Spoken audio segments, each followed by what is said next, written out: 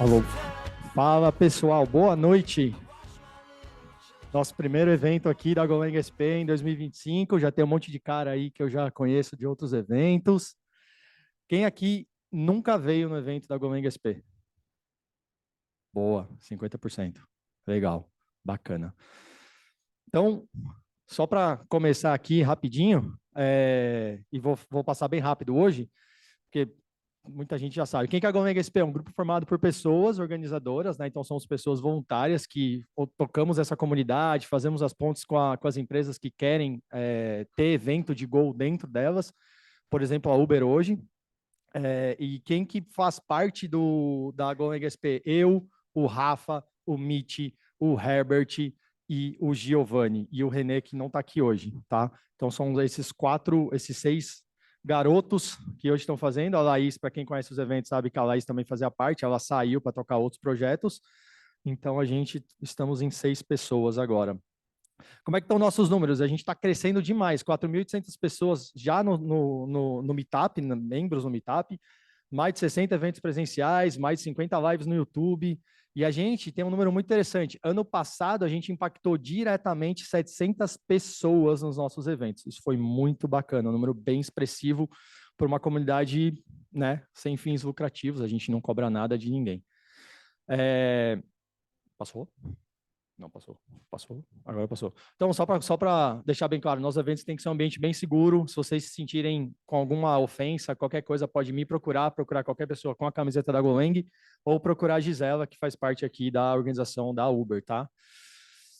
Então, o que a gente quer? A gente quer pessoas que venham palestrar. A gente precisa de pessoas que venham palestrar. Então, poxa, eu tenho um negócio muito interessante que eu comecei aqui na empresa, migrei de Java para Go, ou então estamos saindo do Go e estamos indo para Python, por quê? Estamos fazendo um negócio muito legal. Vem, submete o Call for Papers para a gente sempre consegue encaixar nos nossos eventos. Os nossos eventos não funcionam sem palestrantes. Eu sou palestrante, o René é palestrante, o Herbert é palestrante, mas não adianta só a comunidade, a gente da comunidade palestrar. É importante que vocês venham trazer, enfim, o conhecimento de vocês. Isso é o mais legal para a gente difundir o Go, tá? Então, pô, minha empresa quer ter o evento da Golang SP. Procura a gente. Chama a gente no Meetup, chama a gente no LinkedIn, chama no Instagram, chama em qualquer lugar na rede social, pode me chamar direto também, em qualquer lugar, a gente faz essa ponte e a gente começa a programar e organizar o evento, tá bom?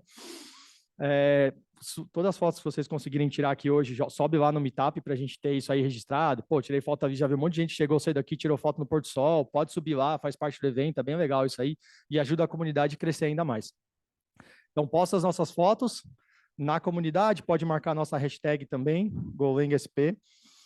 Alguns dos nossos parceiros que sempre fazem parte aí, estão na caminhada com a gente, são empresas muito importantes. Para ficar por dentro, Meetup, todo mundo aqui provavelmente passou pelo Meetup, já sabe o que eu estou falando. Se não está lá, se cadastra no Meetup e aciona as notificações. É muito importante vocês acionarem. Por quê? O evento começou tal dia, meio-dia. Se você não acionou, você nunca vai saber. Então, se você tem um sininho lá, que todo mundo fala do YouTube, né? Você tem um sininho ativado, você vai receber a notificação e dá tempo de você vir para o evento. O que aconteceu nesse evento? A gente abriu 100 vagas para esse evento, que é o número que a gente decidiu, beleza? 206 pessoas ficaram na lista de espera. Vocês são privilegiados, vocês conseguiram. 206 pessoas. Se eu não tivesse fechado o RSVP, sei lá quanto que ia ter. E aí gera um problema para a gente também. Tem gente que acha que está ali, já está registrado e vai entrar. Não, calma. Então, é importante todo mundo ali, e a gente vai mudar um pouco a estratégia agora, eu vou comentar rapidinho com vocês como que a gente vai fazer, tá? As nossas redes sociais principais, Instagram e LinkedIn. Só uns spoilers aqui, próximos eventos, 3/4, a gente vai estar na Red Hat, mais um evento bem legal. De 24/4, Microsoft Reactor, espaço bem legal, que para quem já conhece é pequeno, mas um espaço bem aconchegante. E 15/5 para inaugurar aí a Sigma Software. E a gente está procurando pessoas para fazer em março ainda, empresas para fazer em março, tá bom? Então, se vocês têm, a gente quer fazer essa parceria. O que a gente tem hoje? Gerenciando injeção de dependência com UberFX. O pessoal da própria Uber vai falar aqui. O Délio e o Eduardo estão por aí, que eu já vi as carinhas, boa. Aí, na sequência, o Rafa vai trazer 7, mas acho que são 8 design patterns em Go, pelo que eu vi da apresentação dele, depois ele pode me corrigir. E, no final, o Felipe vai falar como que ele criou uma Ledger open source em Go, muito bacana também. E, no final, coffee break. O que eu vou só comentar aqui rapidinho com vocês? Tenho mais 2 minutos, Gi? Deixa eu só guardar aqui e pegar minha cola, pera aí.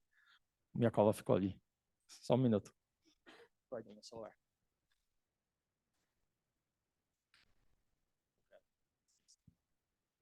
Então vamos lá. A gente sempre fala em inclusão de pessoas, né? Como que a gente faz para as minas participar mais do evento?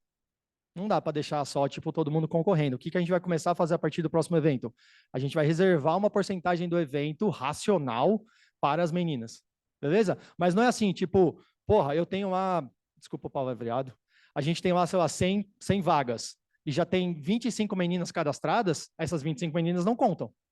Vai contar a diferença que a gente vai reservar. Pô, vou reservar mais 20, então as outras próximas 20 a gente vai mover automaticamente para essa espécie de cota. Eu não quero falar cota porque cota é um negócio que parece que não é muito legal. Então, assim, são prioridade. A gente vai priorizar as mulheres para vir aos eventos. Legal? Então, isso é uma modificação aí para 2025.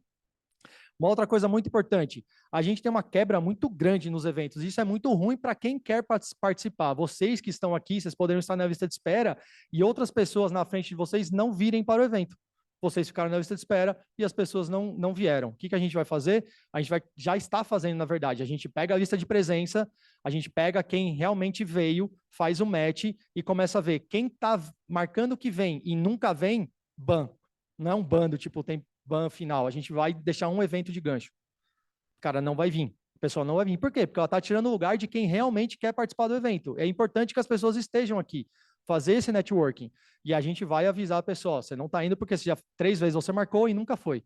Então, essa é uma outra mudança para 2025, para a gente garantir que vocês participem, tá? Então, outra coisa é, a gente vai divulgar mais nas redes sociais nosso evento e a gente vai colocar na rede social, olha, vamos abrir o evento tal dia, tal horário. Isso vai permitir que todo mundo saiba o dia e o horário que abre para poder ir lá e entrar naquele dia, naquele horário e poder ter chance de se registrar. E não ter essa competição desleal. Pô, um cara tem mais facilidade a receber a notificação do que o outro. Enfim, a gente vai avisar o dia e horário que a gente vai abrir o evento e tentar ajudar todo mundo a ter essa possibilidade de registro, tá? Outra coisa, saiu o Gol 1.24 ontem, hein? Caramba, que legal, cara. Tem muita coisa bacana. Dê uma olhada, já dá para usar em produção, já está estável. Então, façam o update do Gol Mod de vocês. E uma coisa legal, a gente está criando um portal de vagas e a gente vai começar a fazer parceria com umas empresas para a gente começar a divulgar vagas. Então, se tiver alguma empresa, alguém que está interessado, já se comunica com a gente vai começar a fazer essa parceria. E Gi, obrigado pelo evento. Obrigado pelo espaço, um espaço muito legal. Não esperava isso. Sou bom. Que isso, que você esperava? Oi, gente, boa noite. Meu nome é Gisela Bobato. Eu sou como se fosse a Carlos da Uber. Eu sou Program Manager, eu gerencio a comunidade de tecnologia aqui do Brasil e da América Latina, gerencio vários programas internos e externos, entre eles Tech Brand.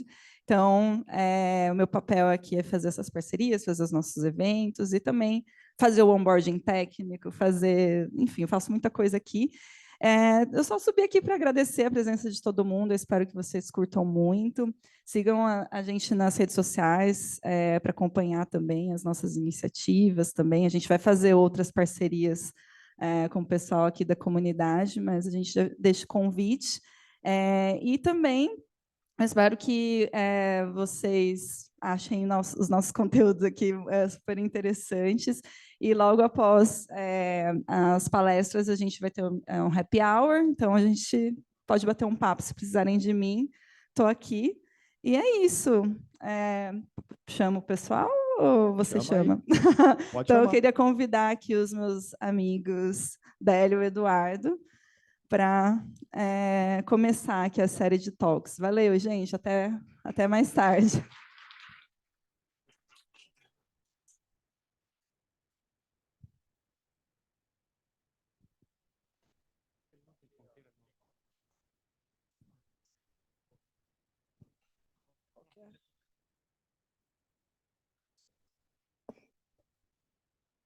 Boa, boa.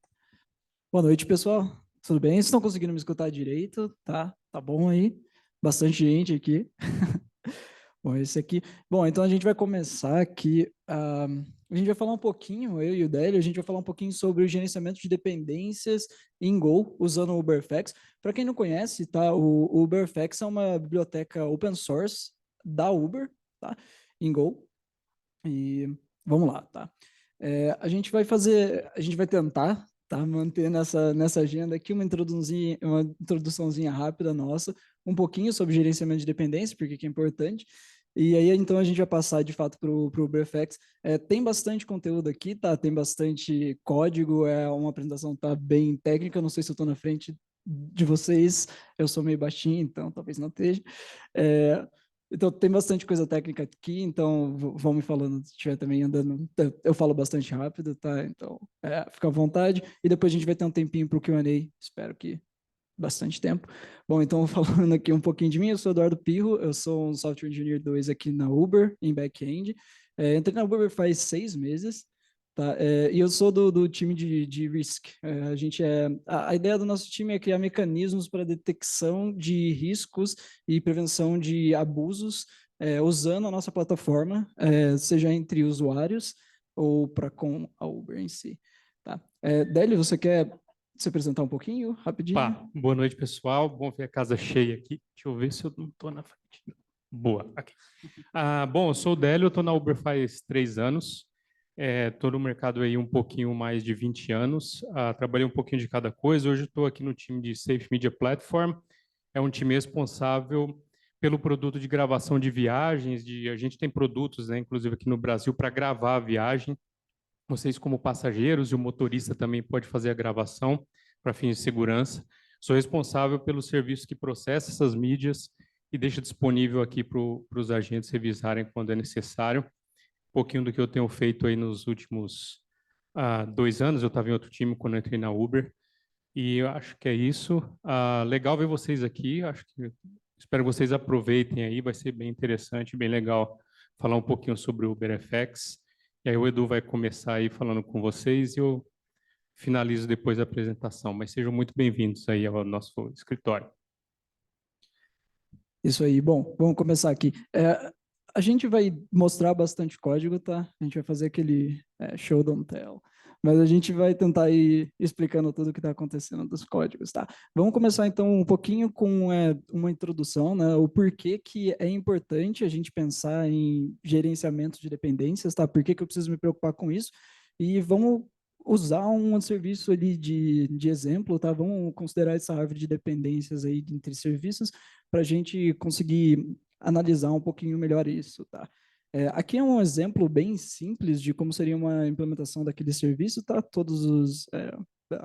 Propositalmente muito simples essa. A gente tem ali, então, uma struct para cada serviço, para cada componente, tá? Vamos falar assim, para cada componente da nossa aplicação.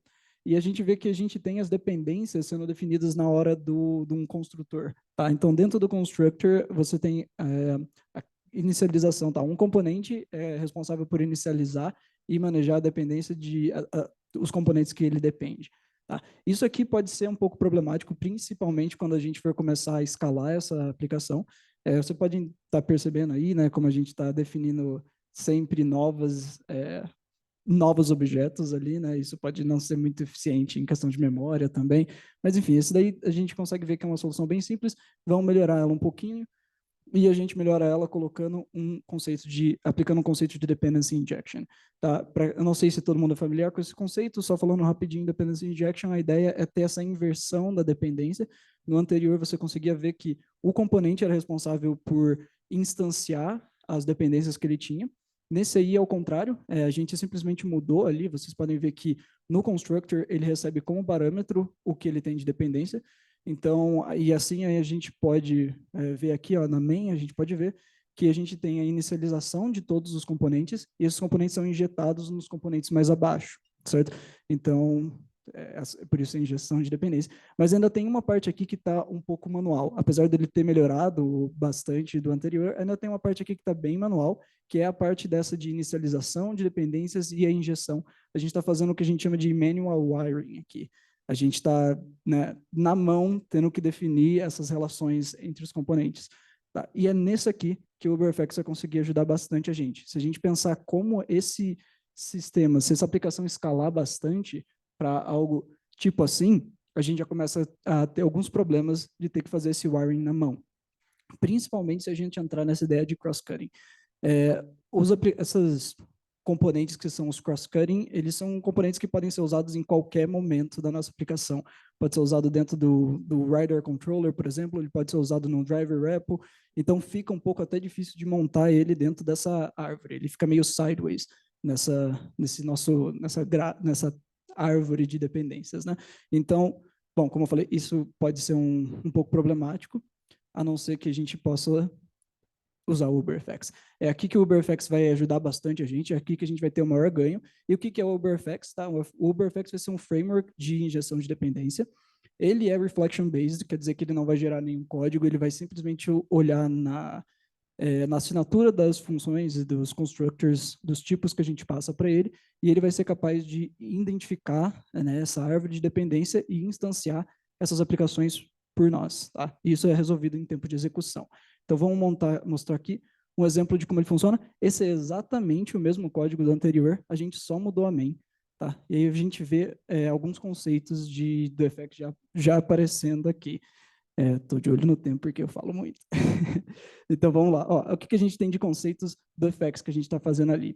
A gente tem esse FX New, eu não consigo apontar, mas a gente tem ali o FX New, que é o que vai criar, de fato, a aplicação do FX. Ele cria um FX App e a gente já encadeia isso com um FX Run, que é simplesmente executando a nossa aplicação. Nada de muito novo aqui. O que a gente tem ali é aquele FX Provide. O FX Provide é onde a gente vai conseguir falar para o FX quais são os construtores para os tipos que a gente vai usar dentro da aplicação. Então, ali a gente está basicamente falando para o FX, FX, esse New Riders Repo você consegue usar e ele vai gerar um Rider Repo. O New Riders Controller você consegue usar, ele gera um Riders Controller, e o New Handler você consegue usar e gerar um Handler. Aí a gente pode ver ali no Invoke, tudo que tiver dentro do Invoke são meio que entry points da nossa aplicação, são os que vão ser executados quando a gente der o run do FX. E a gente pode ver que lá no Invoke a gente simplesmente está pedindo um handler. A gente não se preocupa com como esse handler vai ser construído. O FX vai tomar conta disso e de todas as dependências que tiverem nele. A gente simplesmente fala que a gente quer um handler e a gente passa para o FX como gerar os componentes, certo? Então, assim, eu falei que isso aqui seria um desafio sem o FX, então eu vou mostrar como que a gente faz esse cross-cutting com o FX. E eu vou mostrar como não é tão complexo assim. Então, vamos começar com a implementação desse config, que é um dos elementos do nosso cross-cutting. Aqui a gente está trazendo também algumas boas práticas, tá? Como usar uma interface e implementar essa interface. Por que isso é importante especificamente no FX? Porque você consegue ter uma árvore de dependência, sua aplicação manter essa árvore de dependência com diferentes implementações. Então, você consegue ter implementações diferentes sem precisar efetivamente mudar toda a dependência da sua aplicação, certo? E são uns métodos de exemplo. Agora, um outro conceito bem interessante que o FX permite, que é essa estruturização, structurization dos parâmetros. Tá? Então, a gente tem uma struct para o output do nosso constructor, e isso é interessante porque permite que a gente mude os valores que são retornados de um constructor sem precisar efetivamente mudar a assinatura da nossa função, que é muito importante para o FX. Certo? Vamos passar para o próximo aqui. A gente tem o login. O login tem duas coisas que são bem interessantes, que ele tem uma dependência, ele depende desse config, e ele tem uma dependência também ele tem aquele app name ali, que eu já vou explicar como que a gente define, mas isso é interessante do cross-cutting, é que ele tem uma dependência. Então, analogamente ao FX out, que a gente tem uma struct de result, a gente também tem uma struct de parâmetros. Usando o FX-in, a gente basicamente o que a gente está fazendo aqui é falar para o FX que todos os tipos que estão no logger params são dependências e que tudo que está dentro do logger result tem dependência do que está no logger params, certo? Então, aí a gente consegue criar o nosso constructor aí do logger, que vai receber um config com parâmetro e gerar um logger. Então, é basicamente isso que a gente está falando para o FX, como montar esse logger. Tá? Então, agora um próximo conceito que a gente vai apresentar aqui do FX, bem interessante, que é usar esse FX Options para gerar um módulo, certo? Como eu falei, o cross-cutting, são aplicações que podem ser usadas em diversas outras aplicações, né? Elas não necessariamente dependem de uma aplicação, uma implementação. Então, faz sentido ela estar até num lugar separado, talvez possa ser um outro aplicativo, e você só importar esse módulo, e aí vai permitir que você use a mesma lógica de logger, de config, em todos os seus aplicativos, assim, todas as aplicações, tá? E aí, tudo que a gente precisa fazer é editar ali a nossa main, adicionar esse módulo e basicamente é só isso. Pronto, a gente já consegue usar um logger, como eu coloquei ali de exemplo no nosso invoke. Agora a gente só está colocando o logger e a gente não precisa se preocupar com como que ele vai ser inicializado. Isso aí o FX vai tomar conta para a gente, certo? Bom, agora vamos voltar lá naquele name que eu falei que eu ia explicar depois, um outro conceito do FX, que é esse decorate. Esse decorate permite que a gente enriqueça um tipo ou um objeto com mais alguma informação. Por exemplo, esse logger ele pode ser usado em várias aplicações, como a gente tinha mencionado, mas como que eu sei, então, qual é a aplicação, qual é o app da minha aplicação atual? Então, a gente consegue usar esse decorate para adicionar uma informação nesse logger que foi criado de maneira mais genérica, certo? Então, o que o FX vai fazer? Então, a gente passa para o FX como ele gera um logger e a gente fala para ele, ok, mas esse logger que você gerou, antes de você usar no invoke, eu quero colocar uma informação a mais, que é o nome da aplicação que eu estou usando agora, certo? E aí, quando a gente for fazer o logger.log, o logger já sabe qual é o nome da aplicação que a gente está usando, certo? Bom, agora eu vou tentar ir rapidinho só adicionar agora esses outros dois componentes que a gente tinha falado para a gente conseguir chegar nessa árvore que a gente tinha mencionado. Eu vou mostrar como é simples de adicionar novos componentes nessa aplicação e que a gente não vai precisar perder muito tempo nesse wiring, certo? Bom, então a gente vai definir aí um novo repo, um drivers repo, bem simples, análogo ao que a gente fez no config, tá? E um driver controller, bem análogo ao que a gente fez no logger. Ele tem uma dependência, por isso que a gente define aquela struct do params com o fxin, definindo que ele tem uma dependência no drivers repo, e a gente cria ele com essa função no new driver controller. E aí, o que a gente precisa para conseguir usar ele? É só a gente ir lá no handler, começar a utilizar e colocar nesse handler params, que é a struct onde a gente define quais são as dependências do nosso handler. Por isso que você vê que, como a gente usou a struct, como a gente usou esse fxin, é só a gente adicionar ele lá, mudar o constructor para como ele vai gerar esse cara, né? Ele vai pegar isso como parâmetro e basicamente só começar a usar, certo? Então aqui a gente já consegue usar esse handler, como que fica a nossa main depois disso tudo. A gente só precisa dar um provide dos constructors para o driver wrapper e para o driver controller, e no handler a gente já consegue utilizar esse controller, tá? Você viu que teve bastante mudança de código, mas a maioria das mudanças de código foi em, de fato, gerar a implementação da aplicação. Foi que a gente não gastou tempo nenhum fazendo o wiring dessas aplicações uma com a outra, tá? E isso aqui é um aumento bem bacana de produtividade, porque você não está gastando esse tempo fazendo algo que você já está bem definido por conta da dependency injection, certo? Bom, e aí então a gente conseguiu, nesse curto tempo, já montar uma aplicação com dependências já complexas, como a gente tinha proposto, certo? Bom, foi bastante informação.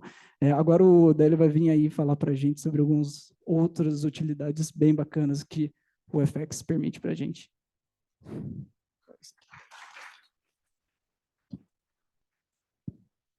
Bom, pessoal, só continuando aqui. Até agora tranquilo na jornada. Eu sei que a gente está num rush aqui, muito código. Rush, não Rust, viu? Bom, como o Edu falou, quando a aplicação vai crescendo e a gente tem que lidar com muitas dependências, isso pode virar um desafio.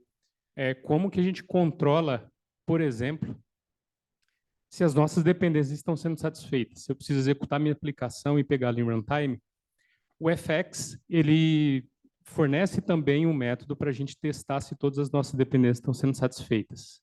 Então, só um exemplo aqui, eu vou tentar apontar, eu achei que a gente ia ter a ponteira aqui, mas fui trollado.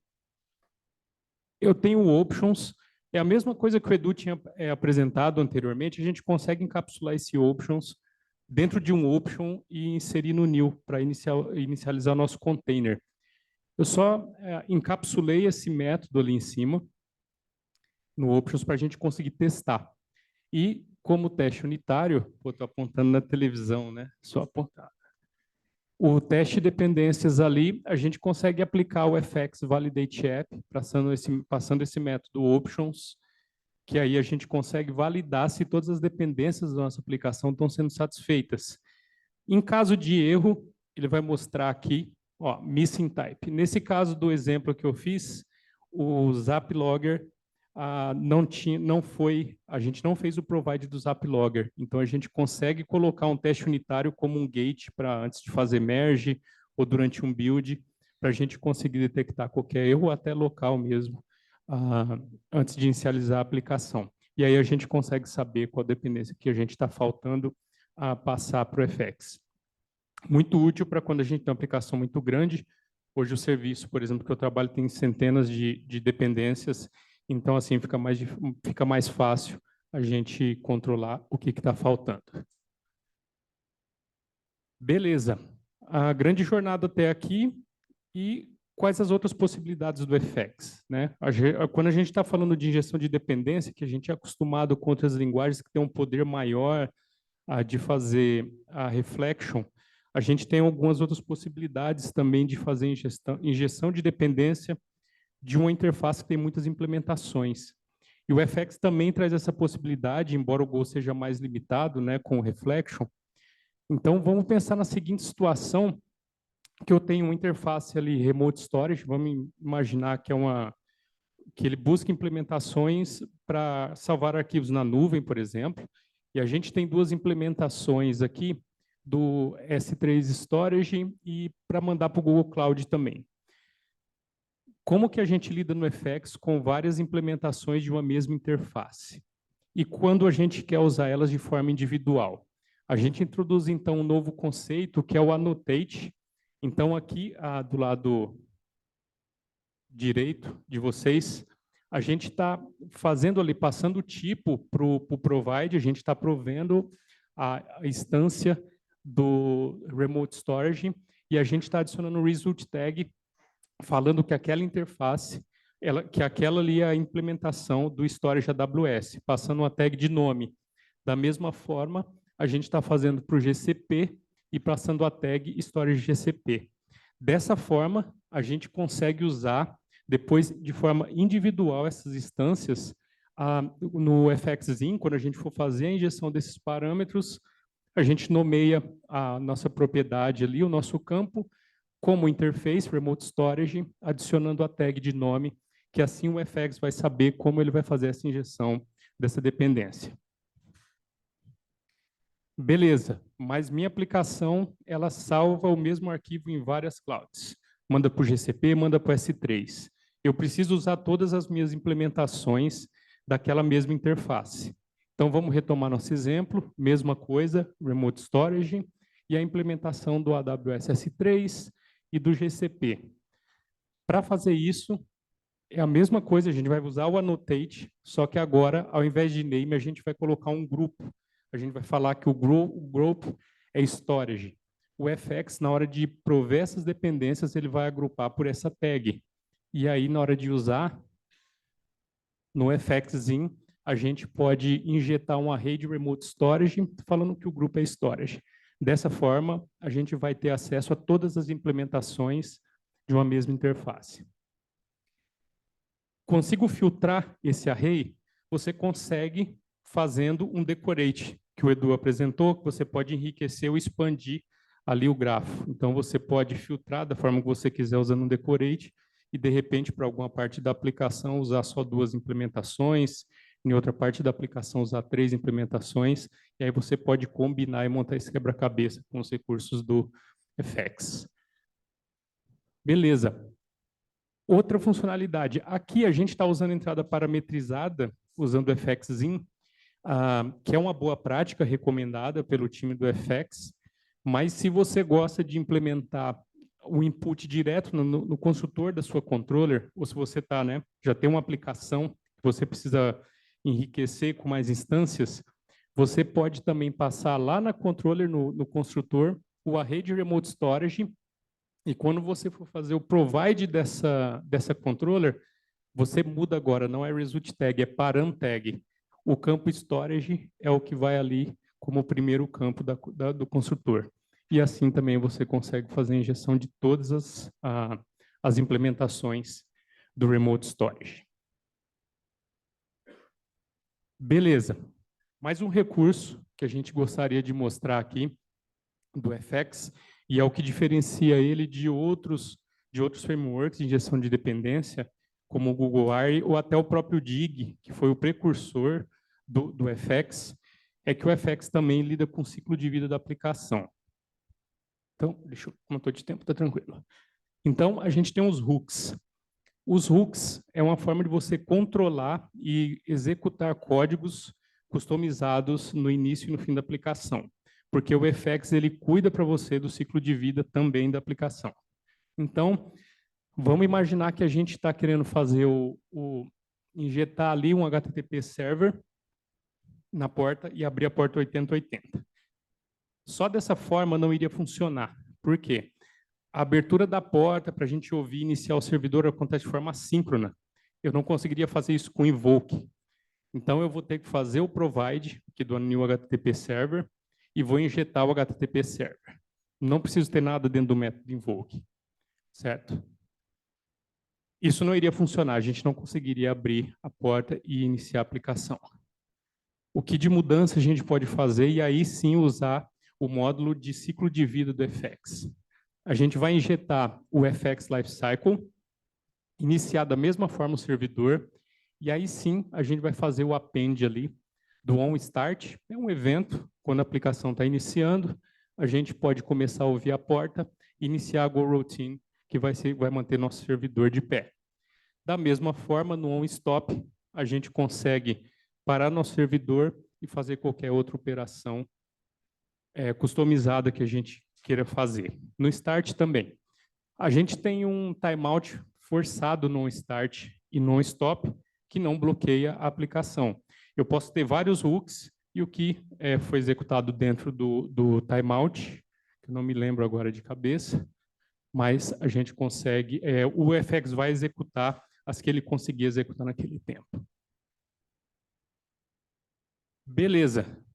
Acabamos nossa jornada e agora a gente mostra no final apenas esse diagrama do ciclo de vida aqui no FX, porque agora a gente já tem todos os conceitos.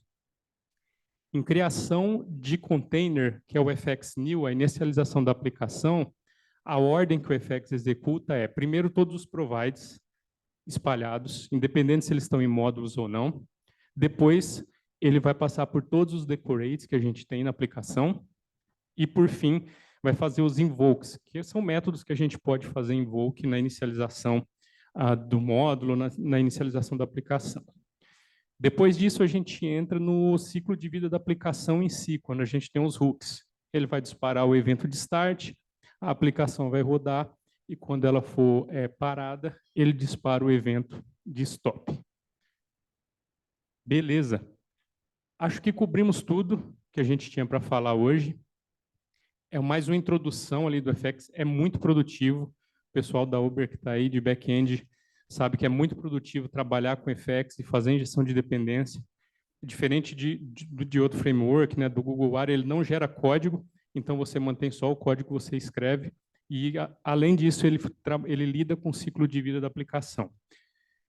Tem um pequeno overhead, porque a gente usa Reflection, só que é um framework muito bem testado, a gente usa milhares de microserviços aqui, nunca foi problema questão de usar Reflection ali para inicializar, mas se a gente for pensar também qualquer linguagem ali, Java, C#, também usa Reflection para fazer injeção de dependência, não é nenhum problema.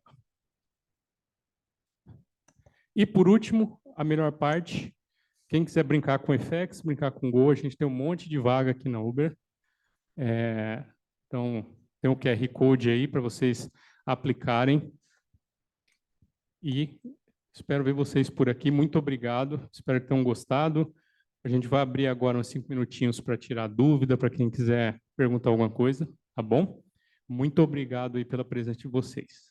Isso aí, pessoal. Muito obrigado, hein?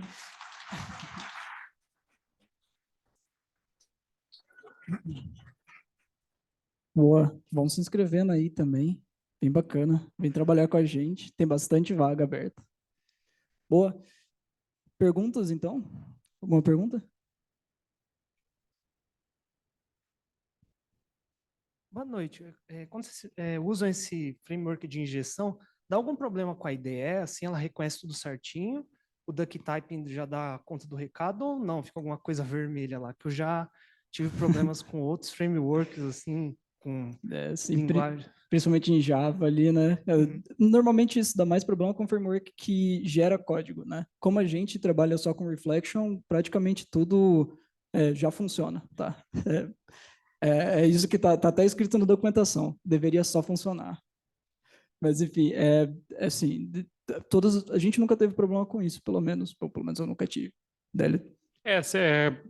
Como o Edu falou, não gera código, então as coisas são resolvidas em runtime. Então você não vai ter problema em tempo de compilação ali, não vai ter problema. Obrigado.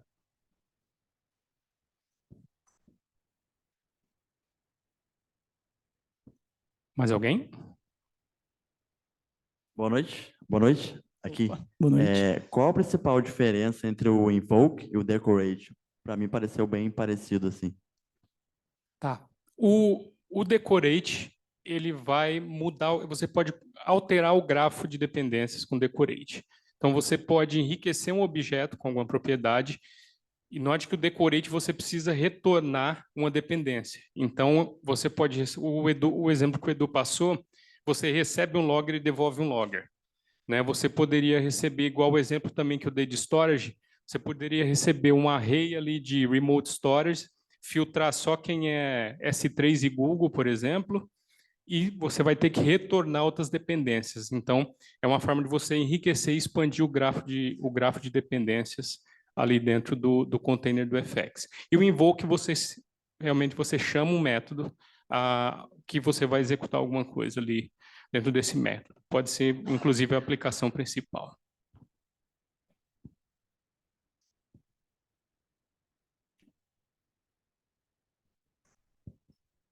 Obrigado aí pela apresentação, muito boa mesmo. Eu queria saber, mais especificamente nos hooks, existe o timeout, né? E é recomendado que a gente não utilize hooks para fazer processamento intenso, demorado. Então, assim, qual que seria uma solução se eu quisesse fazer sei lá, fazer o aquecimento de um cache que demore? Como que faz isso na parte da inicialização do serviço?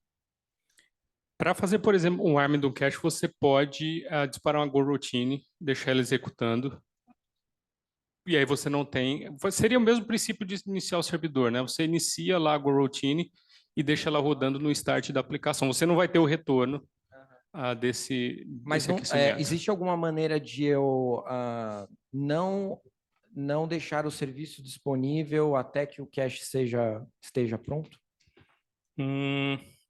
Não, usando os hooks, não. Aí você teria que talvez usar o invoke. Aí você pode usar o invoke, porque o invoke é executado antes de ele entrar no ciclo de vida de start-stop. Aí você passa a não usar hooks e usa um método de invoke para poder fazer isso aí. Perfeito. Obrigado. Alguém tem mais alguma pergunta? Bora, aproveita, pessoal. Os caras do Uber estão aqui. Posso fazer uma pergunta? Vocês utilizam o Uber Golang Style dentro da empresa? Ou vocês nem sabem o que eu estou falando? Quem aqui conhece o Uber Style Guide com melhores práticas para Golang? Eu achei que a Uber usava. Vocês usam? Usa. Boa. Usa.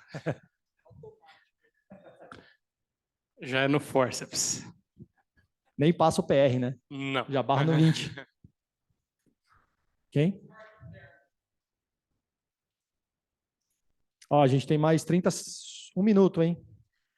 Posso ler uma pergunta do Zoom? Pode. Sim. gente não ia ler, mas eu vou perguntar, já que ninguém está perguntando aqui, né? Quando criamos o cross-cutting, se utilizado, por exemplo, no controller ou em outras partes no new controller, utilizando o logger, ele encontra automaticamente por conta do FX Options? Sim, toda dependência que você injetar, que você fizer o provide dela, vai ser encontrada automaticamente na aplicação, independente da camada que esteja, ou de como se organiza seu código. Se fazendo o provide da dependência, ensinando o FX como cria a instância, você pode injetar a instância em qualquer lugar da aplicação.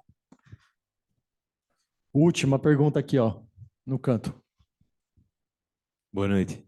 Eu fiquei curioso quando eu vi a declaração de dependência listada lá no main, e eu fiquei curioso como seria em um projeto muito grande com muitas dependências, se a gente teria que declarar todos os módulos naquela inicialização do FX. Boa. Essa pergunta eu combinei com o Bruno, que ele é do meu time. Então já sei Olha responder. só. Boa.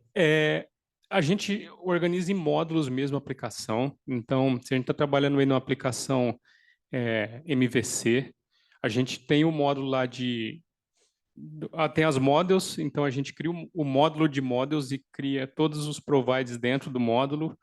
Em outro agrupamento de pastas, de controller, todos os controllers. E lá na main, a gente só adiciona os módulos Model, View e Controller, por exemplo. Então, a gente segmenta em pacotes e módulos da aplicação.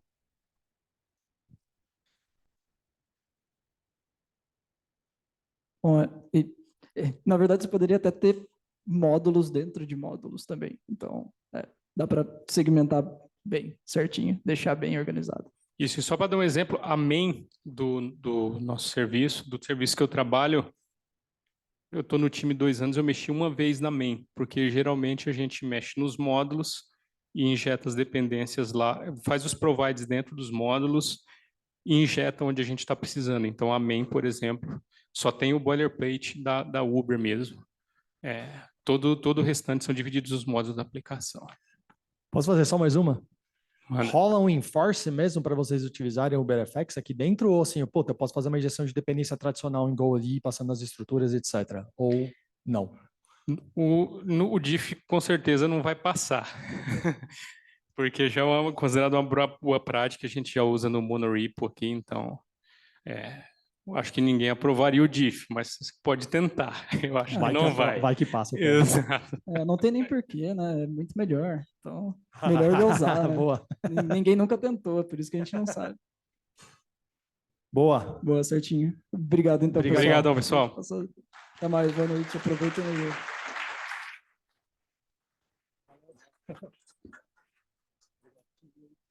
Pessoal, um recado rápido aqui. Para todo mundo que está aqui, menos o pessoal da Uber, né? Que o pessoal da Uber já tem esse benefício. 5 pessoas vão ser sorteadas e vai ganhar um voucher de R$100 para usar na plataforma. Beleza? Então, isso vai chegar posteriormente ao evento, por e-mail, e-mail cadastrado no Meetup, no que vocês responderam na pergunta lá do Meetup. Então, serão 5 pessoas sorteadas, um voucher de R$100. Diz a Gisela lá que data de validade é 9999 lá, não é? Isso por acaso. Eu vou mandar por e-mail, o e-mail que vocês cadastraram lá no Meetup. Se por acaso não der certo, vocês só me respondem que eu corrijo, tá bom? Mas eu mando depois, anunciando. E agora a gente vai chamar o Rafa ao palco para falar dos 7 ou 8 design patterns em Go.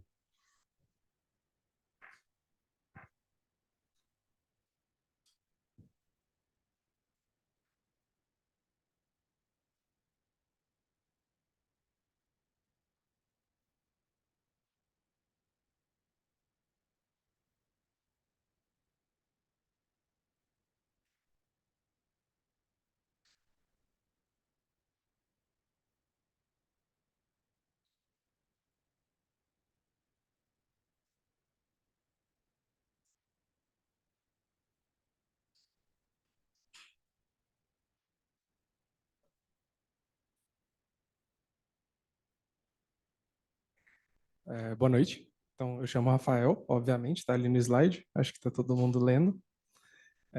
Enfim, eu vou falar sobre design pattern, mas mais com a perspectiva de apenas mostrar como os design patterns são feitos em Go, do que de fato uma discussão filosófica se eles fazem sentido ou não, porque a maioria deles nem fazem tanto sentido em Go, por vários motivos, então a gente vai falar mais para frente alguns deles, mas o objetivo é só mostrar como é feito em Go e como o Go é uma linguagem que suporta multiparadigmas e independente do pattern você consegue implementar ou não. E eu trouxe alguns bem específicos, assim, acho que a maioria conhece, inclusive de outras linguagens. Aí só para deixar todo mundo na mesma página, para garantir que as pessoas saibam o que é um design pattern, né? Então, basicamente, eu botei até um desenho das matrioscas aí, que é uma solução onde você vai pegar e recorrentemente você resolve da mesma forma, você vai meio que encaixar aquela pecinha sempre do mesmo jeito, e aí você cria uma maneira fácil de repetir ela e replicar ela dentro do seu código para tornar ele mais legível, para evitar cópia de código e todas essas coisas. E no final, o seu projeto ali ele vai ser meio que como o pessoal falou, inclusive eles citaram alguns design patterns que são usados lá no FX, exatamente porque vão ser repetidos. Então você consegue fazer isso e as pessoas conseguem usar de forma simples. E aí falando um pouco das categorias que existem, são 3, né? Então você tem os criacionais, né? Que geralmente estão ligados a como você cria coisas dentro do seu código. Então, no caso lá das linguagens orientadas a objeto, como que se cria um objeto? Então, quando tem objeto seria como se cria estrutura, por exemplo. Tem os de comportamento, que geralmente estão ligados em como as coisas interagem entre si. Então, como que uma função interage com a outra, como que eu invoco uma função em algum lugar, como que eu faço, por exemplo, um decorator. E os de comportamento, que aí ele envolve muito mais a técnica de como que eu delego coisas, como que eu passo coisas, como que eu comunico coisas para outros pedaços do meu código, né? Então aí tem uns exemplos, né, de cada um. E aí os que estão em negrito são os que eu vou falar. Então dos criacionais vão ser o builder, o singleton e o options. Aí o options e o builder eles são ligeiramente parecidos, mas aí eu vou explicar o porquê que tem os dois. Tem o adapter e o decorator no estrutural e o observer, e no final tem um pattern que eu não consegui categorizá-lo, mas é um pattern usado inclusive em bibliotecas padrão do Go. Então, começando pelo factor, né? Então, aí tem um código, acho que deve estar todo mundo conseguindo enxergar aí. Então, basicamente, esse código está aí nesse link de baixo, aí, então se alguém quiser acessar, ele está acessível. Eu sou meio velho, então eu uso esse site aí que é o Pastebin, mas ok. Da próxima vez eu boto um QR Code, eu prometo. E aí, basicamente, a gente consegue ver que ele cria um produto que exporta uma interface para criação. Então, pensa numa fábrica mesmo de coisa. Então, você quer que no caso da orientação a objeto, uma superclasse, você vai conseguir criar subclasses de forma simples. O Go, obviamente, não tem classe. Então, aí tem um exemplo de definição de interface que define os métodos que os caras vão ser criados. Então, eu defino teclado e mouse como 2 produtos que fazem, entre aspas, a implementação daquela interface, e quando eu chamo só o create product. E aí o create product ele é só a fábrica de produto. E aí eu passo o produto e ele cria o produto para mim e me retorna, e a partir daí eu posso usar os métodos daquela interface. Então, se vocês perceberem aí, as duas estruturas, os 2 types, implementam as 2 funções, tanto getName quanto getPrice, de formas diferentes. E aí, dentro da Create Product, que é exatamente a minha fábrica de produtos. Então, eu passo isso e só chamo a Create Product, que passo qual que é o type que eu quero, e ele me retorna um type.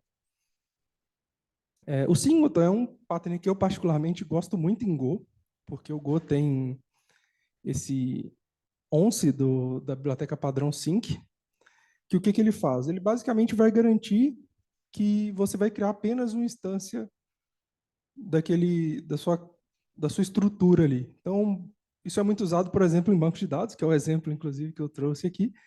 Então, o que ele garante? Ele vai fazer dentro, por exemplo, desse getSQL instância aí, ele vai garantir que toda vez que você chamar, você vai pegar sempre a mesma instância. Então, vamos pensar, por exemplo, num caso que é mais fácil de replicar esse exemplo do singleton, é, por exemplo, quando está desenvolvendo local. Então, você está desenvolvendo local e sua aplicação, recorrentemente, ela vai cair, vai subir, vai cair, vai subir, e você vai começar a iniciar várias conexões com o banco o tempo todo, e às vezes você usa alguma biblioteca que controla as conexões do banco, o pool de conexões, você perde esse controle, e eventualmente você para de conseguir conectar, porque seu banco está com um pool de conexões abertos que ainda não foram fechados. E aí, com o singleton, você vai garantir que isso meio que não ocorra, você sempre vai ter sempre uma mesma instância para uma única execução. E aí o código como que fica, com um exemplo na main de como seria, né? Então, basicamente, você executa. Então, toda vez que eu dou esse get SQL instância, independente do ponto do meu código, ele sempre vai retornar a mesma instância. E aí o Go traz essa facilidade de simplesmente usar o sync once, você dá um once do, passa a função que você quer que retorne, e essa função vai ser garantida que só será executada uma vez. Aí o adapter é muito famoso por causa da inversão de dependência, né? Então, basicamente, ele vai garantir que você consegue usar uma estrutura a partir de uma interface sem que uma peça do seu código conheça a outra necessariamente. Então, de novo, eu trouxe exemplo de banco de dados, porque se você inverte a dependência do banco de dados para tornar a mudança simples, o que você exporta é um adapter, que é uma função, uma interface, e a partir dali você pode plugar isso em qualquer banco. Então, esse exemplo eu usei o SQLite, né, que é basicamente um arquivo, mas você poderia, por exemplo, fazer uma implementação usando Postgres, só garantindo que você tem a implementação do método connect. Então, o adapter ele auxilia para coisas que você passam mais para internamente do seu código, não afetem a parte de cima, não precisa conhecer, então você só usa as interfaces, os métodos da interface foram criados. Então, se a gente vê nesse caso aí, eu faço o cliente aí, que é uma estrutura vazia, e aí quando eu chamo o cliente, ele chama a conexão do DB, passando o SQLite. E aí ele monta isso, e embaixo eu faço com o Postgres a mesma coisa. Então ele passa lá o Postgres, então eu posso criar várias conexões desde que eu implemente e garanta que essa implementação seja feita para todos que eu estou passando internamente. E se você não fizer isso, seu código, por exemplo, não vai nem compilar, inclusive, porque ele vai dar que o método não é implementado e aí ele vai falhar. Aí o Observer, ele já é um pattern um pouquinho diferente, porque ele lida com o comportamento. Ele é mais um cara de como que eu faço coisas com ele. Então, ele tem duas grandes coisas. Então, basicamente, o que um Observer faz? Você vai ter uma função que vai te garantir exportar um estado para ações para vários listeners seus. Então, acho que todo mundo deve ter usado fila ou já esbarrou no conceito de fila. No final, a fila você pode usar ela como também alguém que vai escutar seu observer. E aí, nesse exemplo, eu trouxe um exemplo de temperatura. Então, pensa, por exemplo, que você está criando uma aplicação que reporta a temperatura, e aí você quer reportar a temperatura para vários produtos seus. Então, você quer exportar para o app mobile, você quer exportar para um display, igual esse display padrão aqui, e você quer exportar para um sistema de alerta que você tem. Então, o que você faz? Você cria a estrutura, implementa os objetos de update do seu Observer para cada um dos modelos que você tem. Então, no caso do mobile app, aí, eu tenho update. No caso do display, eu tenho update. E no caso do alert system, também eu implemento update. E aí, eu vou fazer dentro desse Observer uma estrutura que vai me exportar métodos para interação com esse Observer, que são o attach, detach e o notify, que geralmente é os mais comuns ali na literatura de se implementar. E aí, como que fica essa implementação, então? Então, para cada um, eu faço uma attach. Então, por exemplo, eu vou na minha main, eu vou criar o app, vou criar o display, vou criar o alert, eu vou criar a minha estação, que vai ser o cara que vai controlar os observers, e aí eu vou dar attach em todo mundo que eu quero que escute desse observer. Então, eu passo o mobile app, o header e alert system. E aí, a partir desse momento, eu uso as funções para mandar para o observer para notificar ele. Então, o que o meu observer tem de função? Tem um set temperature. E aí, quando eu mando isso, ele notifica todos os caras que eu registrei anteriormente para que eles tenham. E aí, a implementação está tanto do attach, que é basicamente uma lista de lugares que eu quero enviar, e tem a temperatura, que é o dado que eu quero ficar alterando e notificando esses observers. O detect ele só vai remover da lista. E aí o notify, o que ele vai fazer é pegar para cada um e fazer a notificação e enviar ele. E o set temperatura faz só, literalmente, ele seta a temperatura atual e notifica todo mundo.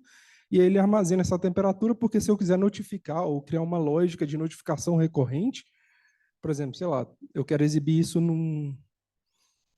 usando um WebSocket numa interface UI real-time, ele pode ficar fazendo isso num pool infinito e esse valor vai ser sempre o mesmo por causa do estado. E aí chegamos ao Options, que aí é um pattern de criação, então ele vai auxiliar a criação de estruturas, e ele é muito parecido com o Builder, só que ele é mais comum em Go, ele é um pattern funcional, então vocês vão ver que eu tenho várias funções, mas por que ele é útil? Apesar do exemplo ser muito simples, a gente cria estrutura, às vezes, com um punhado de parâmetros. E nem sempre eu quero setar todos os parâmetros. Às vezes eu quero setar um, dois, às vezes eu quero setar nenhum, às vezes eu só quero os valores default. E aí, um jeito fácil de fazer isso é usando o option. Que aí, o que acontece no option? Você tem lá a sua estrutura, no meu caso eu criei a estrutura server, você tem uma função de criação dessa estrutura, só que ao invés de você passar lá como parâmetro todos os campos da sua estrutura, você passa uma função de um server, você cria um server já default com todos os campos que você implementa como default, e depois você executa todas essas funções que vão alterar o estado da sua estrutura. E aí, como que fica essa função, então? Essa função fica, eu gosto da nomenclatura de with, então fica with host and with port, que é basicamente eu pego e seto o host e seto a porta. E aí, no código em si, na main, ela é meio indiferente, porque eu posso simplesmente chamar o new server sem nenhum parâmetro, e aí ele vai me retornar o default, que é localhost 8080. Mas se eu quiser só com o host e manter a porta, eu passo só o with host. Se eu quiser só alterar a porta, eu faço só o with port. E aí, isso para quando se tem estruturas com 10, 15 campos, começa a valer a pena, porque aí você consegue setar só aquilo que é necessário. E aí o Builder, ele é o que vem de outras linguagens para criar objetos, né? Então ele é muito famoso no Java, e eu trouxe ele só como uma provocação que o Builder também dá para ser implementado em Go, mas eu acho que é mais legal e fica mais legível em Go fazer a parte do Options, porque eles têm as mesmas funções no final do dia, mas aí só a título de exibição mesmo como ficaria. Então eu trouxe exatamente o mesmo código, então é um server que tem um server builder, que tem um campo server, que aí tem uma função setHost, setPort, e tem um método build que cria, de fato, que materializa de fato aquela estrutura. E aí embaixo o exemplo como fica, né? Aí a única diferença é que nesse caso você não consegue setar um default. Eu deveria talvez ter setado um default na função build se eu quisesse, mas por default no new você já não tem isso. Então é só um exemplo de como ficaria no builder.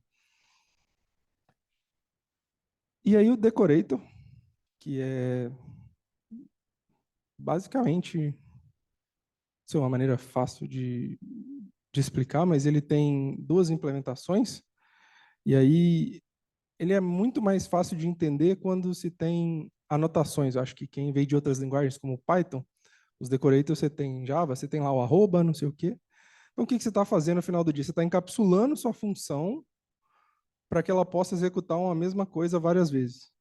E aí, só que Go não tem isso, né? Não tem como você dar uma arroba em cima da função lá e fazer a mágica por detrás. E aí você tem duas formas que eu vi de implementar o decorator, que essa é a primeira. Então, o que acontece? Eu vou definir a interface que eu quero e vou definir a estrutura. Então, eu defino uma superclasse ali, entre aspas, que é a minha interface, que é a Hotdog, que tem um preço. A partir disso, eu defino uma subclasse, que é chamei de Osasco Hotdog aí, e aí ela também tem um getPrice, e aí eu defino quais são os complementos desses caras. Então, e todos eles também implementam um getPrice. E aí, quando eu chamar na minha main, eu posso adicionar os toppings. Então, eu vou adicionando coisas, e no momento, quando eu pego o price disso, ele vai ser a soma de todos os toppings que eu adicionei. Então, é como se eu estivesse criando uma cascata. Então, eu faço um decorador que ele vai implementando coisas e vai adicionando isso, e na hora que eu chamo o último cara, ele vai conseguir fazer o backtrack de tudo isso e retornar o valor. Essa é uma forma de implementar o decorator. A forma que eu particularmente acho mais legal e mais intuitiva com o padrão de outras linguagens é usando como uma função mesmo, então encapsulando diretamente como uma função. Então, aí está um exemplo até usando generics, talvez não seja um exemplo tão trivial de entender assim a primeiro momento, mas o que essa função faz? Ela é uma função que ela vai literalmente fazer o log da execução de uma função. Então, ela recebe um monte de coisa genérica, então ela recebe uma função, enfim. Depois vocês vão ter tempo para olhar isso com mais calma. Mas aí, basicamente, eu tenho a função de adição e de multiplicação. E eu quero medir quanto tempo demora cada uma dessas funções. Então, o que eu faço? Dentro, eu retorno uma função que vai receber um argumento. Então, eu dou um tique no timer. Então, eu falo assim, ó, começou agora. Executo a minha função, pego o resultado, checo a duração, imprimo a duração, né? Você pode fazer o que você quiser. E aí eu retorno o resultado da minha função que eu passei como parâmetro. Então, porque eu não quero que a minha função se perca, né? Eu quero que ela retorne o que ela tem que retornar. E aí, como que ficaria um exemplo de execução disso? Então, eu vou lá e chamo o log execution time, e eu passo uma função, e eu falo para ela assim, ó, essa função vai ter 2 argumentos, que são inteiros, e aí eu faço o retorno ser exatamente a função, passando argumento 0 e argumento 1. A mesma coisa para multiplicação, e aí eu acho que faz mais sentido porque fica mais parecido com as outras linguagens, né? Então, se tivesse uma arroba, você ia dar lá um arroba, log execution time, ele ia fazer a mais, mas em Go não tem, então essa é uma forma genérica, por exemplo, de se implementar um decorator em Go.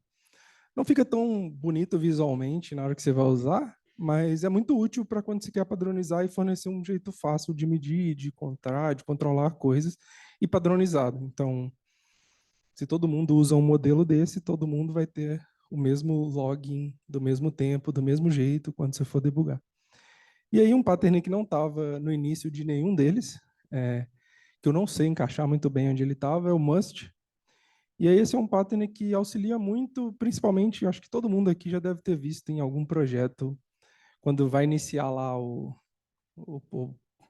a execução do código, e aí tem conexão com Redis, conexão com banco de dados, conexão com não sei quem.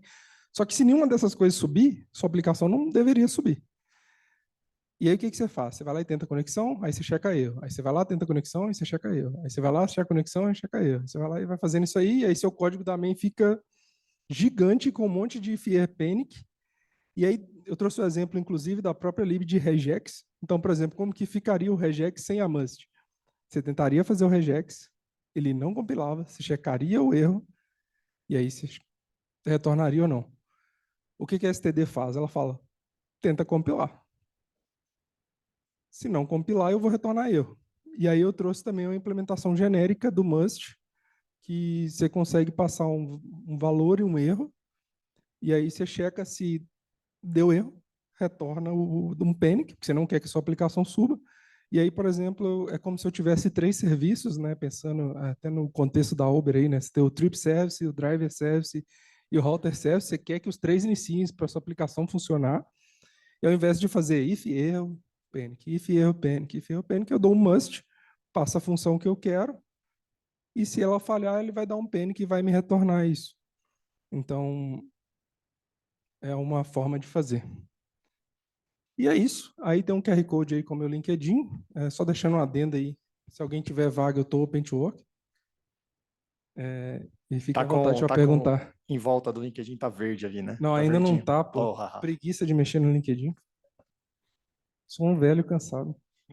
Dúvidas, perguntas? A gente tem 10 minutos. Se não tiver, a gente vai pro próximo. Cadê? O pessoal tá acanhado hoje, né? Eu tô achando que ninguém usa design pattern em Go, É isso que eu hein? ia falar.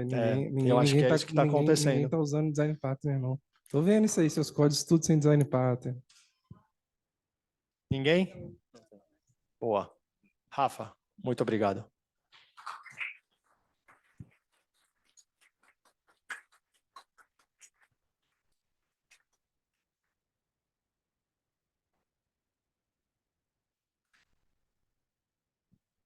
Felipe tá aí? Cadê o Felipe? Bora, Felipe. O Felipe vai falar de uma ledger open source em Go. Cara, eu tô curioso para isso, hein?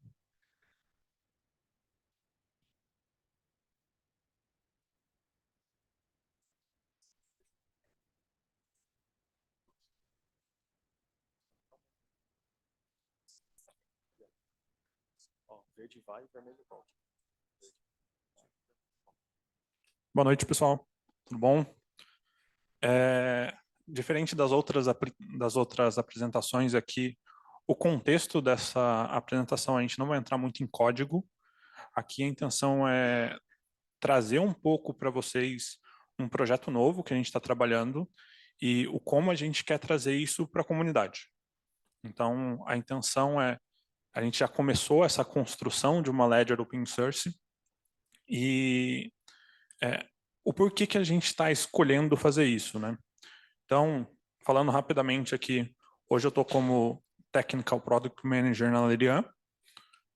Basicamente ali, junto comigo, todo mundo experiência em meio de pagamento e banking.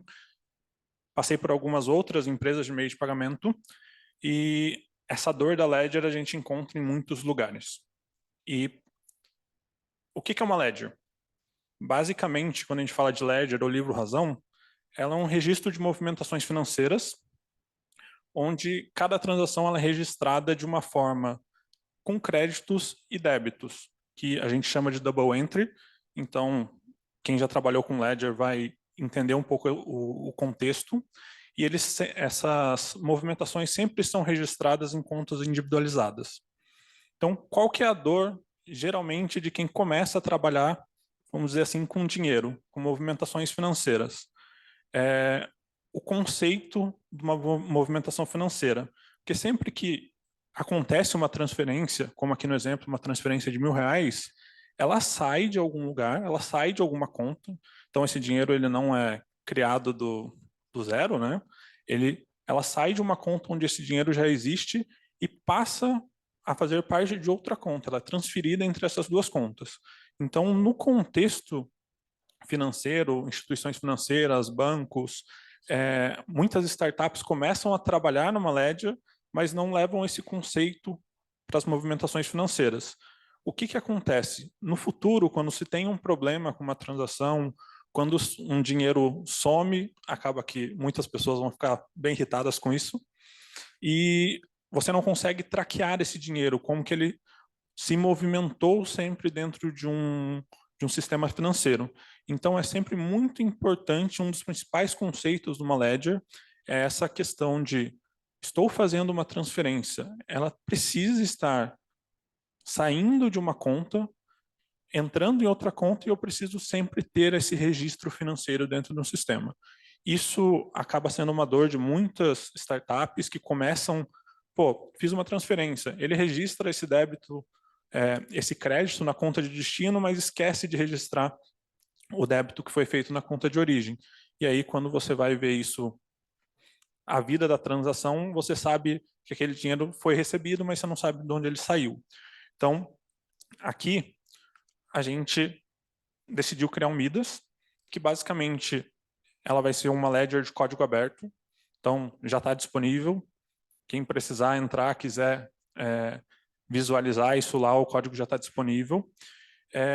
E a intenção é que ela faça esse gerenciamento financeiro de forma eficiente, segura e escalável para qualquer tipo de sistema financeiro e até fora de sistemas financeiros. Quando a gente fala de sistema financeiro, a gente está falando de algo que é muito específico para transferências, mas uma ledger e a abertura de código aberto aqui do Midas é para mostrar que ele pode ser utilizado em vários outros contextos. Então, se eu quiser controlar um estoque com uma ledger, eu consigo fazer esse controle. Se eu quiser fazer um programa de pontos, se eu quiser até fazer um exemplo aqui, um aplicativo de despesas pessoais, uma ledger ela vai te mostrar como que tudo isso, de onde ele saiu, para onde ele foi e como que ele se movimenta. E, principalmente, a gente vai entrar em alguns contextos aqui que o Midas está sendo criado para que ele possa organizar essas transações em multi-assets, que a gente chama ali dentro, que são múltiplas moedas. Então, lidar com currency, lidar com criptomoedas, lidar com qualquer tipo de asset, por isso que a gente escolheu o nome asset ali dentro da aplicação, porque pode ser, eu quero controlar a geladeira dentro da Ledger. Vai ser possível.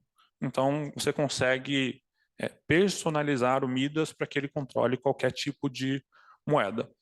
E são dois pontos aqui principais, que eles estão até em negrito aqui na apresentação, que é com facilidade. Então, a intenção é abstrair esses contextos financeiros, então, para que a gente tenha esses conceitos bem implementados e abstraídos dentro da aplicação, e o principal, com precisão. Hoje também, uma dor que a gente sente no mercado financeiro é muitas vezes perder a precisão dos cálculos. Então, no mercado financeiro, às vezes 0,001 centavos, ele ainda é dinheiro, dependendo do contexto que ele está sendo aplicado. Quando a gente entra nas criptomoedas, a gente tem vamos dizer assim, casas decimais muito grandes também para controlar. Então, a intenção é que o Midas ele seja preciso nos cálculos. Então, se eu preciso salvar, por mais que a moeda real ela não permita, se eu precisar salvar o real brasileiro com 5 casas decimais por contas muito pequenas que estão sendo feitas, ele vai ser preciso a esse nível de salvar as casas decimais. Então, surgiu aqui muito necessidade do sistema financeiro. Tem muita ledger no mercado, principalmente closed source, mas para moderna é muito difícil encontrar. As mais open sources antigas geralmente são ledgers mais pesadas, com implementações muito antigas. Então, aqui também está o GitHub, quem quiser entrar e já visualizar. E aí, as motivações. Por que a gente escolheu ir para o Go? Acho que aqui vocês melhores do que eu sabem dos benefícios da linguagem. Então, baixo uso de CPU e memória. A gente vai falar um pouco de performance, o que é importante de performance para esse contexto. Alta performance ali com concorrência, né? Então, o Go trabalha muito bem nisso e, principalmente, ele facilita muito para o desenvolvedor trabalhar com isso. Então, a gente consegue construir coisas muito rápidas utilizando o Go. E, principalmente, a comunidade ativa. Eu acho que um exemplo é a quantidade de pessoas que tem aqui, a quantidade de pessoas na lista de espera para participar desses eventos. Então, a gente quer trazer a comunidade também para construir isso junto com a gente. E por que a gente escolheu ser open source? Primeiro ponto, quando a gente fala de movimentação financeira, quando a gente fala de ledger, a gente está falando de algo que tem que ser seguro e, principalmente, da transparência como isso acontece. Então, esse projeto vai ser, o código ele vai ser 100% aberto e pode ser utilizado da forma que desejar. A gente até está buscando não ter restrições para execução. Então, hoje você consegue baixar o código, rodar ele ali no Docker, testar todo o sistema. Pô, gostei, pode fazer um fork, pode utilizar da maneira que você quiser. Open source, trazer a comunidade para colaborar com a gente. E esse ponto que a gente estava falando de ledgers. Hoje, quando a gente fala de ledger, ele está muito no closed source. Então, as empresas que oferecem esse serviço hoje, elas guardam isso a 7 chaves, porque, pô, eu faço essa movimentação dessa forma, isso me gera dinheiro, então a gente quer quebrar esse paradigma, trazer esse conceito para que todo mundo saiba trabalhar com operações financeiras, tenha um sistema para trabalhar com isso e foque em ganhar dinheiro de outra forma. Então, a gente quer abrir e fazer com que todo mundo saiba trabalhar com dinheiro de uma forma correta. Aí a gente começa a falar dos desafios. Qual que é o primeiro desafio de uma ledger? É a confiabilidade. Aquilo que a gente falou. Estou trabalhando com dinheiro.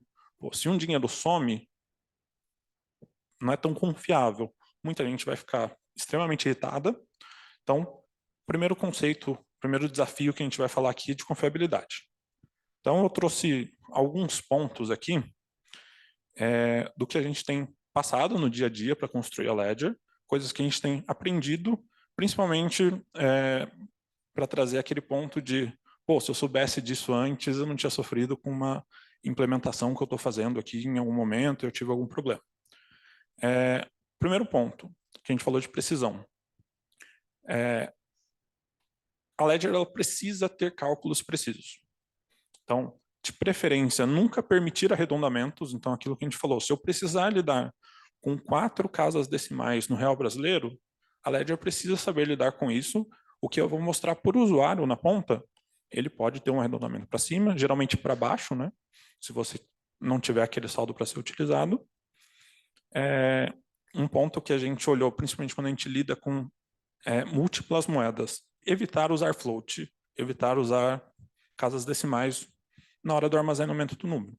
Então, a gente opta sempre por utilizar Big Int e fazer a maioria das operações com int dentro da aplicação.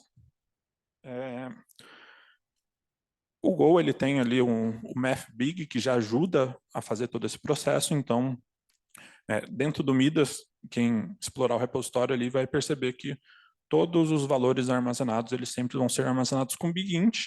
A gente tem um processo de escala que a gente coloca quantas casas decimais esse número tem, mas todos os cálculos são feitos com BigInt normalizados quando a gente vai fazer algum cálculo. Tratamento de duplicidade.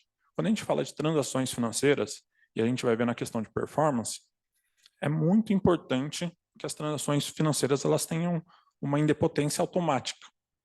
Então, mesmo que o seu usuário, mesmo que o seu cliente ele não te passe uma chave de idempotência, você faça uma idempotência com os campos que você tem. Então, eu tenho o valor, eu tenho a moeda, eu tenho a conta de origem, a conta de destino. Você faça uma chave automática de idempotência que você consiga tratar esses registros para você evitar que uma transação seja feita 2, 3, 4 vezes por algum problema de sistema ou por algum problema até do lado do seu próprio cliente. Então, quando a gente fala de lidar com dinheiro, é extremamente importante que a gente tenha essas camadas de contingência que estão aqui no próximo ponto. Então, o principal problema numa ledger, quando a gente fala de confiabilidade, race condition. Então, esse é um dos problemas mais explorados, principalmente quando a gente fala de fraudes.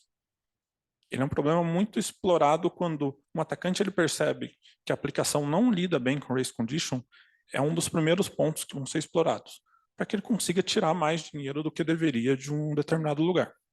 Então, aqui embaixo, eu coloco que as operações de débito elas são as mais sensíveis, então a gente sempre tem que tomar cuidado com operações que tiram dinheiro da conta, porque é onde eu preciso ter uma validação. Beleza, aquela conta tem um saldo para ser retirado, se não, eu preciso negar a transação. As transações de crédito, eu estou creditando valores nessa conta, eu posso fazer ela assíncrona, posso fazer ela paralelamente com algum outro processo, porque ela vai incluir esse dinheiro na conta e liberar esse valor. Mas a operação de débito é extremamente importante, que na maioria das vezes ela ocorre em tempo real, para que a gente evite o race condition, e a gente vai falar disso nos próximos slides também.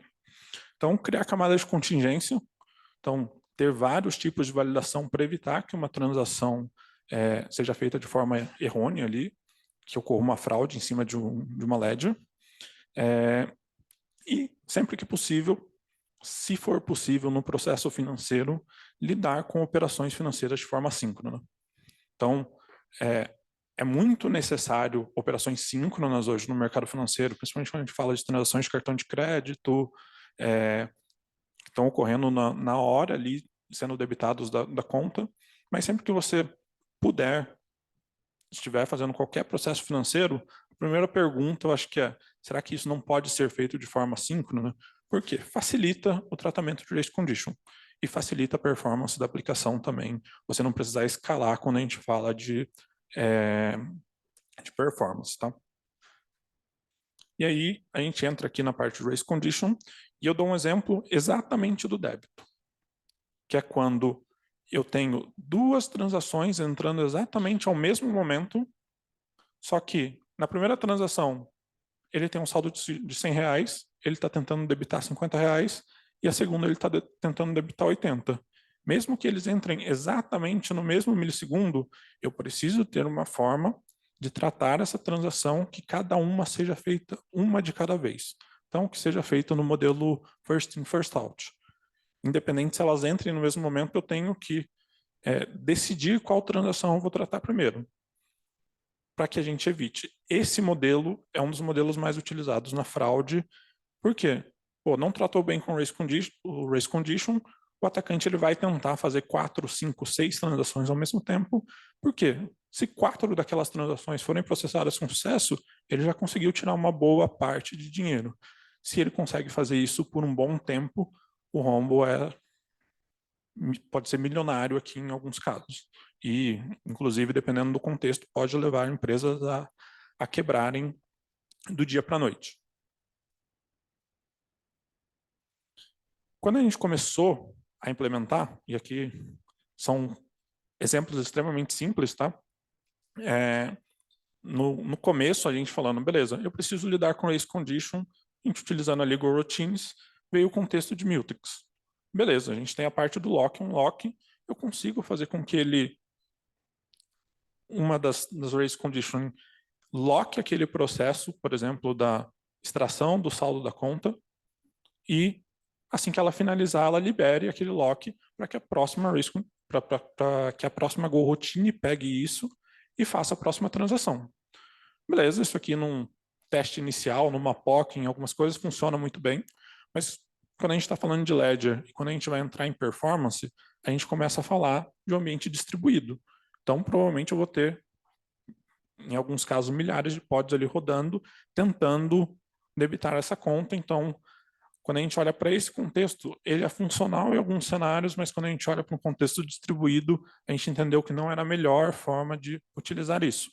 E a gente começou a entender, tem algumas formas, algumas implementações em Go que trazem essa possibilidade de, principalmente, você conseguir lidar com Go Routines em um ambiente distribuído, mas aqui foi um dos primeiros pontos que a gente falou, beleza, o Go nos atendeu muito bem até aqui, mas a gente vai ter que usar algo rápido e que consiga nos fazer gerenciar esse lock em ambiente distribuído. E o primeiro dos pontos que a gente entra são os modelos de lock. Então, quando a gente fala de locar, então parar de fazer alguma coisa, a gente tem duas opções que são utilizadas, e aqui vai muito de escolha do cenário, do caso de uso, do que vai ser utilizado. O primeiro é o Pessimistic Lock, que basicamente você trava aquele registro tanto para escrita quanto para leitura. Então, enquanto tem alguma operação fazendo aquilo com aquele registro, eu travo que novas operações escrevam sobre aquele registro e façam a leitura também. Por que geralmente a gente utiliza mais Pessimist Lock no mercado financeiro?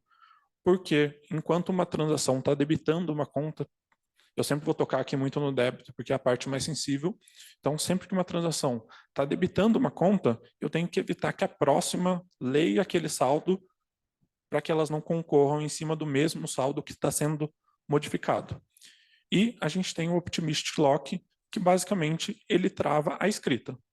Então, se eu travo somente a escrita, eu estou permitindo que as outras operações que estão concorrendo ali façam a leitura daquele saldo e continuem a operação. Geralmente, como que é feito no mercado e na maioria das aplicações, é versionado esse saldo. Então, sempre que eu faço uma escrita, eu vou subindo essa versão de saldo. Se alguma outra operação conseguiu fazer a leitura numa versão anterior, quando eu vou fazer o commit daquela operação, eu aviso ela que ela está numa versão anterior e ela reinicia o processo, ou então ela acaba retornando um erro para o usuário. E aqui é um dos motivos que geralmente a gente não escolhe o Optimistic quando a gente vai lidar com operações financeiras. Então, a gente, além de ter que fazer muito retry e às vezes a operação começar a demorar demais, porque está tendo uma concorrência ali de operações, eu começo a retornar muito erro para o usuário. Então, se eu já estou com isso alocado no início da operação, se eu precisar retornar o erro, eu já retorno logo no começo, ou então eu aplico algumas estratégias aqui. E aí, trabalhando junto com o Go, o primeiro ponto que a gente decidiu, utilizar o Redis. Então, foi um primeiro ponto, beleza, vamos utilizar o Redis junto com o Go para gerenciar o lock distribuído. Então, subo ali um Redis, todas as aplicações controlam o lock ali, como se fosse um mutex. Então, ela avisa que ela tem uma chave locada e aqui a gente consegue gerenciar um pouco melhor o contexto de eu loco somente a conta. A gente já viu casos onde algumas empresas ela aloca a ledger inteira. Então ela fala, beleza, eu tenho várias transações ocorrendo aqui na concorrência, eu loco a ledger inteira, beleza, mas e as outras contas? Elas vão ser impactadas? Você começa a perder performance. Então com o Redis a gente começou a fazer esse lock na conta. Então a gente fala, beleza, eu tenho que tomar cuidado com o débito, se essa conta não pode ser utilizada, eu vou locar ela, todos os processos que tiverem em paralelo para essa conta ficam paralisados, mas todos os outros restantes eu vou dando fluxo neles para as operações financeiras. Então aqui são alguns exemplos, só que a gente implementou isso aqui, fez lock, a gente fez uma contingência, então além do Redis a gente implementou um Optimist Lock na base para testar caso a gente tivesse algum problema com o Redis. E conseguimos uma performance impressionante de uma transação por segundo em cada conta. Para o mercado financeiro, isso é pífio. Então, se você vai lidar com um grande banco, com uma instituição financeira, eles vão falar, putz, isso aqui não faz sentido nenhum para mim utilizar o serviço, esse tipo de serviço. Então, beleza, mas o que a gente conseguiu aqui? Confiabilidade. Então, a gente chegou nesse momento com uma performance muito baixa, mas em todos os testes que a gente fazia, a gente garantia que o race condition nunca acontecia e que todas as transferências eram feitas sempre com sucesso, com precisão, e que a base estava sempre consistente. Beleza, a gente chegou nessa etapa, agora a gente falou, beleza, precisamos correr atrás da performance. E aí, a gente entra no segundo desafio aqui. Como que a gente consegue performance utilizando o Go e o que mais que a gente pode utilizar em paralelo para que a gente consiga trazer performance. Então, quando a gente fala de performance no mercado financeiro, principalmente, o que é esperado de uma ledger? O primeiro, e quase, se vocês olharem notícias de performance sobre players do mercado financeiro, vocês sempre vão ver transações por segundo. E ainda mais, transações por segundo em uma mesma conta. Então, quanto uma conta consegue lidar com transações entrando ao mesmo tempo. Atualização de saldo. Então, por mais que a gente falou que o saldo dos créditos ele possa ser feito de forma assíncrona, ele não é tão importante quanto o débito, digamos assim, eu preciso acreditar nessas contas também que estão acontecendo. Por quê? Uma operação financeira depende do saldo na conta. Então, se eu só estou debitando, eu estou deixando os créditos parados, eu vou diminuir a minha taxa de aprovação. Então, a gente também precisa olhar para o crédito, que por mais que ele ocorra de forma assíncrona, ele tem que ter uma performance. E aqui eu coloco até, entre aspas, instantaneamente, porque a gente tem o Pix, que é o pagamento instantâneo, mas ele ocorre de forma assíncrona. Por mais que ele seja rápido, ele é feito de forma assíncrona. Além disso, de todo esse processo de transação, a gente vai estar tendo consulta de saldo em tempo real ali por aplicações que estão conectadas. Então, o cliente lá na ponta consultando no aplicativo, por exemplo, ele está tentando consultar como que está o dinheiro dele, né? Se ele olhar um valor que não condiz com as operações que ele fez, também isso gera um problema. Um ponto aqui, sempre que a gente fala de fazer coisas assíncronas, a gente precisa garantir essa operação. Então, se eu retornei para um usuário que eu aprovei aquela transação, mas tem coisas acontecendo de forma assíncrona, eu preciso ter alguma forma de garantir. Beleza, meu Redis caiu, meu Postgres caiu, minha aplicação quebrou. Eu não posso perder essas transações, porque senão esse dinheiro ele fica perdido no meio do caminho. E alguns pontos adicionais aqui. Além disso, a gente tem geração de evento das operações. Então, tem que fazer push provision no aplicativo, tem que fazer algumas outras coisas. Então, tem várias coisas ocorrendo ao mesmo tempo para tratar todos esses cenários. Uma parte muito pesada das aplicações geralmente é o extrato. Então, beleza, tem uma conta tentando ver o extrato de 30 dias, você está ainda processando um monte de transações. O que eu faço com isso? Então, geralmente, nesse contexto, a gente sempre lida com bases primárias e réplicas, e toda essa consulta pesada ela vai para a réplica, porque a gente entende que é melhor o usuário ver o extrato dele um pouquinho desatualizado do que ele impactar todo o processo que está ocorrendo na base principal. E aqui em negrito, novamente, se possível, tudo que você conseguir, processe de forma assíncrona ou paralela, coisas que não fazem parte do processo transacional. Principalmente quando a gente fala ali de Go Routines, a gente fala de quebrar em pequenos pedaços para que algumas rotinas consigam fazer coisas de forma separada.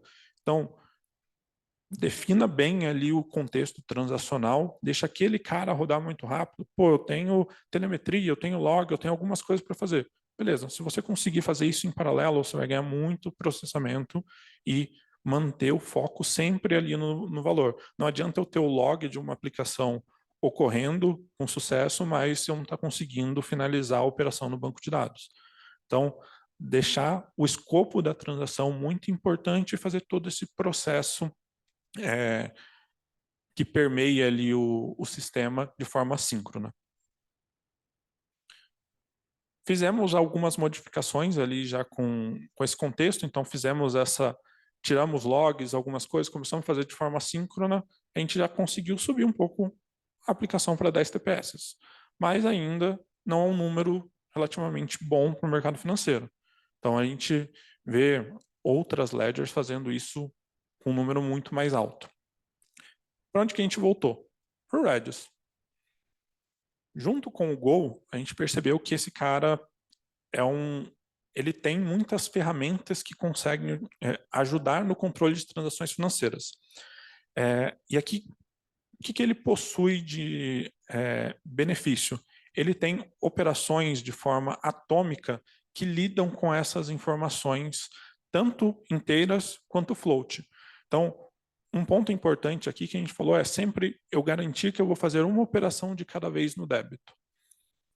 O Redis, ele já possui esses métodos increbuy e increbuy-float, que ele permite você trazer o saldo, aqui no nosso exemplo, trazendo o saldo da base de dados para dentro do Redis, e eu começo a passar essa operação financeira que eu estou tentando fazer para dentro do Redis. Eu falo, pô, debita essa conta, debita essa conta.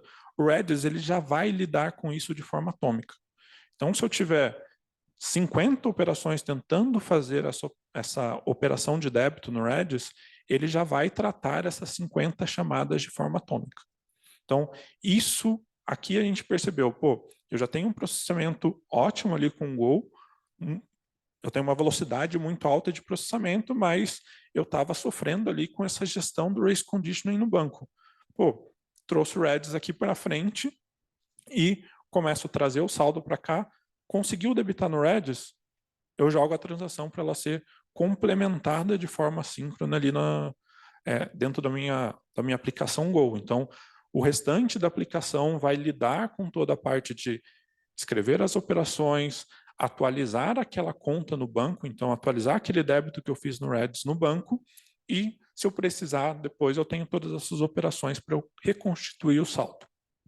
Então, basicamente, aqui são alguns exemplos dessa utilização do Redis.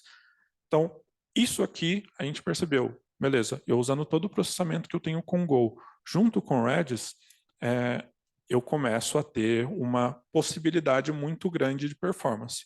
Aonde que a gente encontrou um pequeno problema? O Redis, ele não tem a verificação de você conseguir validar se uma conta já está zerada ou não. Simplesmente, se eu for debitando, ele vai trazendo aquele número para o negativo e vai debitando esse valor. E isso, ele permite a gente fazer de forma atômica com outros comandos ali, o watch, multi, exec. Porém, a gente percebeu um ponto mais importante aqui, até saindo um pouco do contexto, a gente optou por utilizar um script Lua para fazer todo esse encadeamento da operação, para transformar essa operação de, beleza, a conta tem um saldo suficiente, e debitar a conta ao mesmo momento com esse script Lua de forma atômica. E juntando esse processo, a gente saiu de 10 TPS que a gente estava e a gente já subiu para 200 TPS. A intenção aqui é a gente conseguir melhorar ainda mais esse processo, porém, a gente já percebeu que o Go aliado com o Redis, a gente tem uma boa stack aqui para aplicações financeiras. E um processo que a gente falou lá atrás, como que eu posso garantir que as operações sejam efetuadas e se minha aplicação cair, se eu tiver um processo que não está rodando muito bem ou se eu tiver com um gargalo no banco, como que eu posso fazer com que essas aplicações continuem a ser executadas sem eu ter que fazer toda essa implementação em Go. Hoje a gente tem duas principais bibliotecas aqui, o Cadence, que é aqui da própria Uber, e o Temporal, que é um fork do próprio Cadence. Então, com essas aplicações, inclusive já passaram aqui pelo Golang também, se não me engano, a Temporal, você consegue implementar workflows que eles são duráveis. Ou seja, você chama ele faz toda a execução daquele workflow, porém, ele sabe lidar com as falhas. Se você tem uma falha em algum momento daquela execução, você consegue ter retries, você consegue parar aquela execução, você consegue trazer até possibilidade, por exemplo, de uma operação chegar lá no tempo e falar assim, olha, eu quero processar isso de forma manual, essa transação que ficou parada. Então, aliando várias coisas, e principalmente aqui, aplicações em Go também, trazendo para esse contexto e open source, a gente consegue criar um ecossistema financeiro importante principalmente para as startups e para quem quiser lidar com dinheiro, e não esperar que a gente tenha devs necessariamente especialistas em fazer isso a todo momento, porque lidar com dinheiro é sempre uma tarefa muito árdua ali no mercado de desenvolvimento. Então, basicamente isso que a gente queria trazer aqui hoje para vocês, e principalmente acessem o repositório, a gente espera construir isso junto com a comunidade. Hoje não é um código Go necessariamente complexo, então isso abre portas também, não só para pessoas sêniores contribuírem dentro do projeto. Então, estou aprendendo Go, quero saber como isso funciona, sou pleno também, quero contribuir com algum projeto. Então, para todo mundo isso aqui está aberto e a gente está muito aberto a construir isso junto com a comunidade. Então, muito obrigado aí pelo tempo de vocês, e é isso, gente.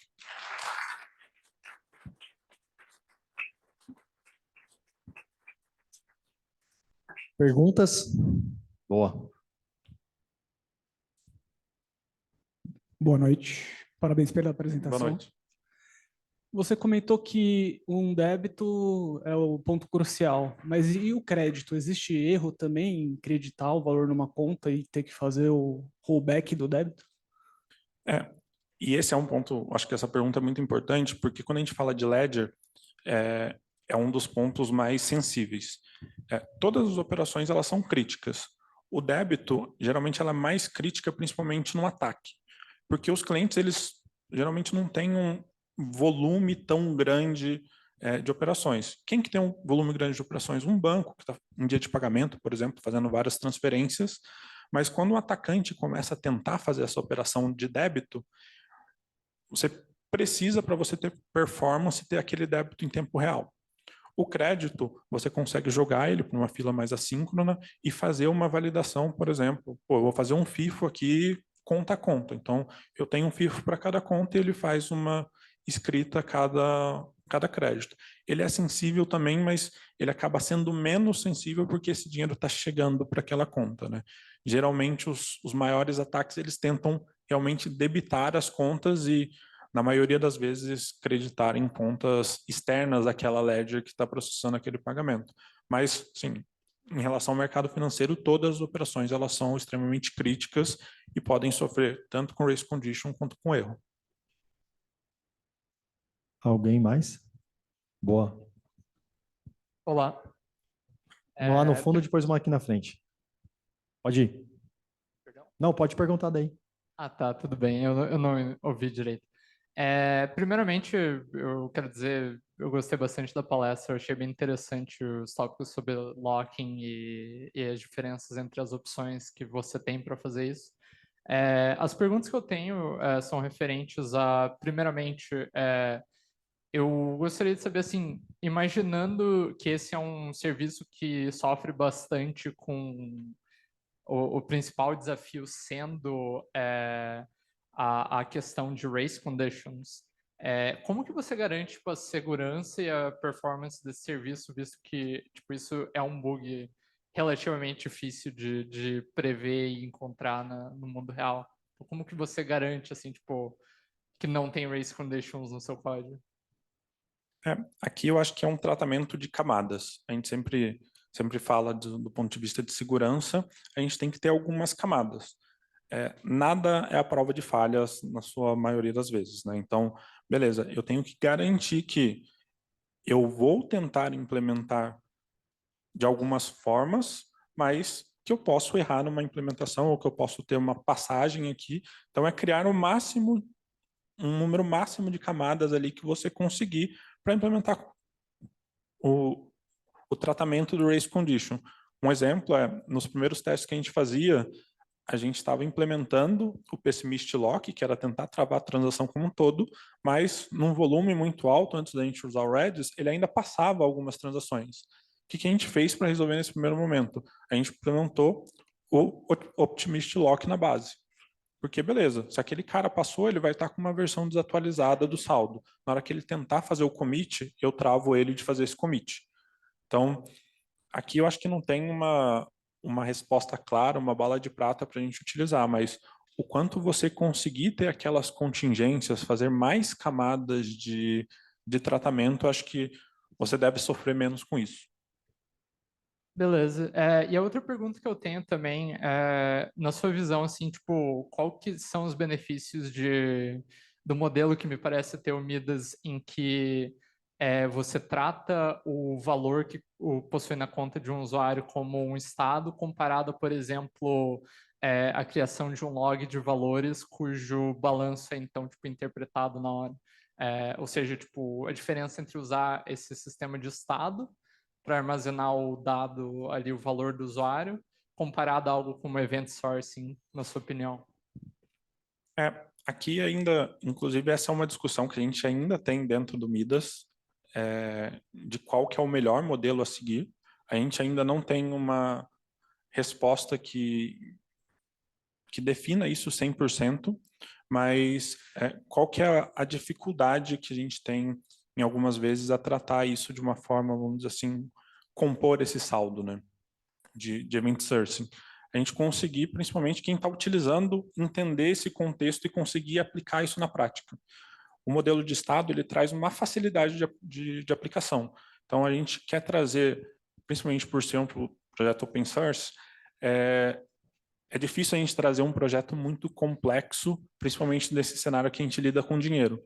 Então, por mais que a gente seja um código aberto, eu não, vamos dizer assim, eu não sou responsável necessariamente pelo que aquele usuário está fazendo, eu preciso garantir que eu gere algo de uma maneira mais fácil para ele interpretar, porque às vezes é uma startup que está iniciando, ele não tem um quórum de devs ali que tem experiência nesse contexto. Então, ele precisa modificar, ele quer fazer novas funcionalidades, o modelo de estado acaba, nesse primeiro momento, trazendo um pouco mais de facilidade para a implementação do lado do desenvolvedor.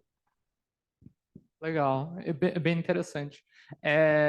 O Midas, tipo, eu vi que bastante da talk foi referente ao fato do Midas tentar evitar de fazer os erros realmente acontecerem, mas ele chega a ter como goal a reconciliação de erros se eu, por exemplo, tiver 2 serviços de log e querer, tipo, merger ambos os logs deles? Hoje a gente trata isso de uma forma mais centralizada ainda. Então, quando a gente fala desse contexto, ele ainda não está tão evoluído. A gente está num processo mais simples ainda, onde ele simplesmente faz a coleta de logs ali só para funcionalidade das transações. Mas hoje vamos dizer assim, o nosso foco ainda está no processo transacional. Todo o periférico a gente ainda está evoluindo. Então, agora sim eu não vou ter uma resposta exata para você desse contexto. Só puxar mais uma aqui na frente. Boa noite. Eu vi que vocês estão usando Redis aí com 7NX. Vocês fizeram um teste com outras ferramentas, tipo Hazelcast, ou foi assim uma escolha de primeira porque a equipe dominava essa parte com Redis?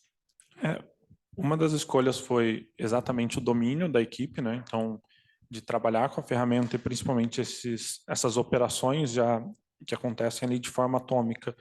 E um dos outros pontos também que a gente tem lidado com esse primeiro momento é o que geralmente o mercado tem utilizado como base no mercado financeiro. Então, o time também, ele já vem o time inicial, ele já vem de uma base de mercado financeiro. Então, a intenção é que, nesse primeiro momento, a gente utilize o Redis. Mas, o Midas, a gente quer evoluir, quer trazer a comunidade para evoluir, que ele possa usar o máximo de número de serviços, o máximo do número de implementações, porque o objetivo é que ele seja multi-cloud. Então, ele seja agnóstico aonde ele vai ser executado, qual serviço que ele vai utilizar, para a gente realmente deixar a gosto de quem está utilizando, simplesmente falar, beleza, eu quero usar Redis, quero usar outro serviço. Hoje a gente está falando também ali de, principalmente, serviços mais simples da AWS, então, são mais fáceis de implementar, mas a intenção é que ele seja evoluído e cada vez a gente vai implementando mais opções para que ele, tanto para multi-cloud, quanto, talvez o cliente tenha uma cloud que se aplica muito melhor com com outros tipos de aplicação. Então, ele pode rodar ali. Mas, nesse primeiro momento, foi escolhido o Redis exatamente pela facilidade até do time que está trabalhando ali dentro. Mais uma pergunta aqui. Eu ia falar sobre o lock-in no Redis, mas você acabou respondendo isso. Então, eu queria saber como que vocês veem a questão da manutenção desse serviço. Imagino que eu, se fosse querer usar, ia fazer o self-hosting, mas me parece um sistema bastante complexo. Então, a gente tem uma porta de entrada, tem o core mesmo, tem um banco de dados, um Redis, etc. Comentou do Cadence também. Então, parece algo que pode ser complexo de manter. O que vocês avaliam a mais longo prazo? Talvez trazer parte desse processamento, sei lá, o distribuidor de sync para dentro do código e largar uma dependência como Redis, alguma coisa assim. O que vocês têm em mente para esse problema? Se é um problema, de fato. Na verdade, assim, a gente não sabe ainda se é um problema. Acho que até pela maturidade que a gente tem aqui com Midas, vamos dizer assim, usuários têm nos dado alguns feedbacks. A gente já tem o Midas sendo utilizado em alguns serviços em produção de maneira open source. Então, os feedbacks até o momento têm sido bons. Ele traz alguns cenários de facilidade de manipulação hoje, porque o código ele realmente é bem simples.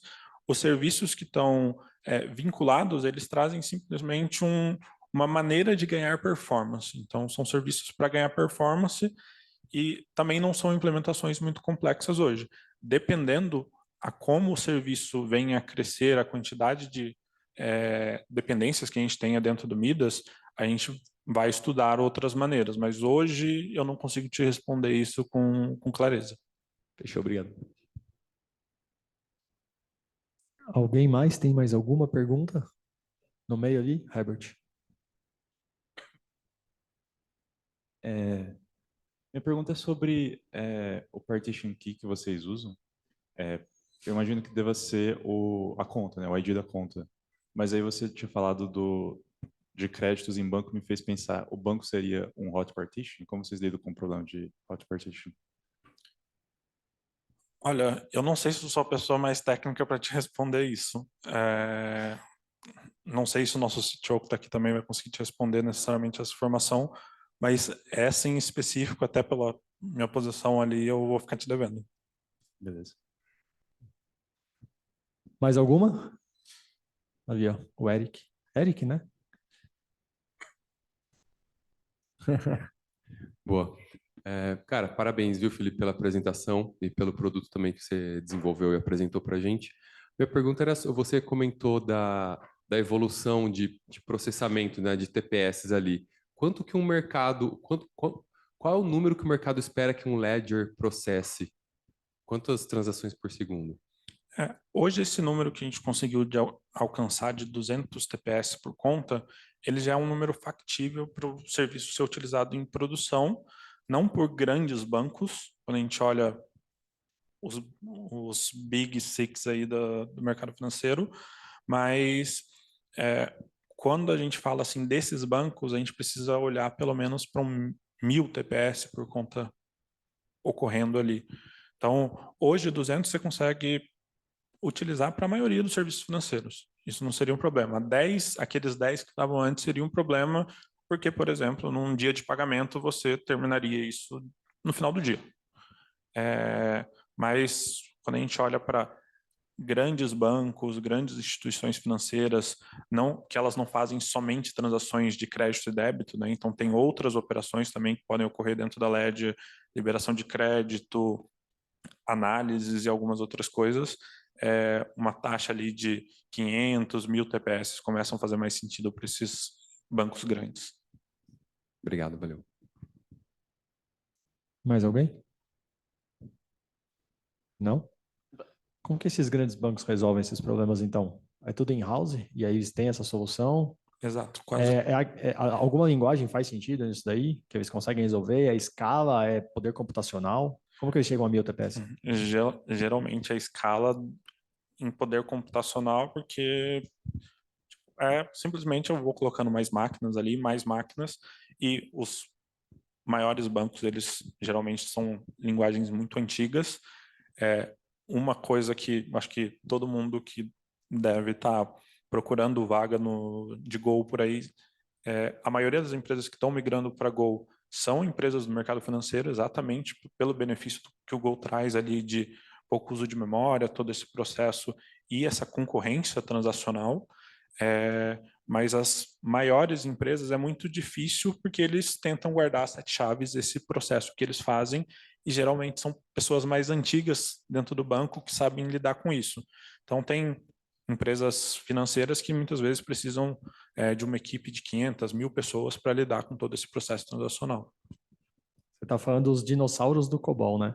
Tem alguém aqui de Exatamente. COBOL? Boa. Muito obrigado, Felipe. Parabéns pela palestra.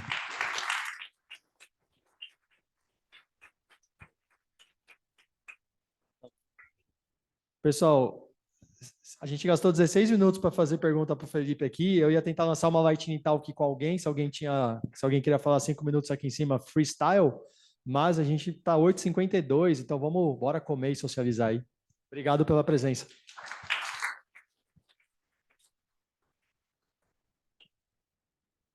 Alô, pessoal, happy hour é ali, tá? Seguem ali. E vamos lá, valeu!